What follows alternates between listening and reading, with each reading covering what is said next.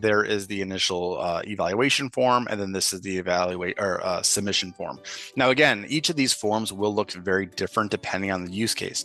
So because I chose a scholarship program, I'm using a templated scholarship form. So I'm going to go ahead and edit that. And what you're going to notice off to the left are some existing pages. So I can kind of start to go through student information, academic information, activities and achievements, essay prompts, and things like that. And as I navigate from page to page, you'll see that there's a series of questions within there. If you wanted to, change the name of the form, you can just use this pencil icon. If you wanted to change the name of the page, you can use the pencil icon next to the page name. And then if you want to add additional pages, simply click the plus arrow next to form pages. And this will add an entirely new page where you can go ahead and give it a name as well as set the back buttons.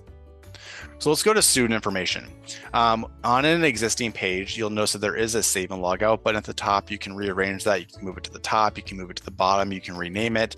And then if you ever wanted to modify any of these questions, so for example, if I want to change, last name to surname, I could simply click the pencil icon on that question and then rename it to surname. I can also make the questions required, unrequired, etc. I am going to come back to this and look at the visibility conditions here in just a minute. If you want to reorder these questions, you can simply drag and drop, move things up, move things down. If you want to add a new question, you can do one of two things. You can click add question at the top. This will add the question at the very bottom.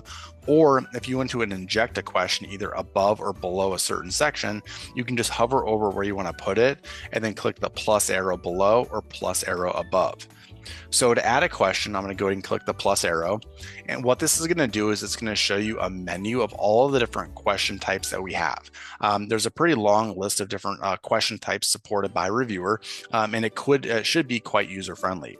When I click on one of the question types, such as a dropdown or a checkbox, it's going to give you a text description of that component as well as a visual representation of what it is.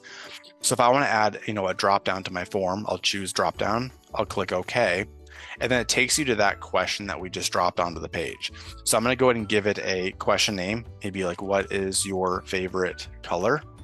I do want to make it required. And then I'm going to go ahead and add my choices. So let's go ahead and say red, let's do blue, and then let's do yellow. Great. So now we added 3 questions to a checkbox or a dropdown called what is your favorite color?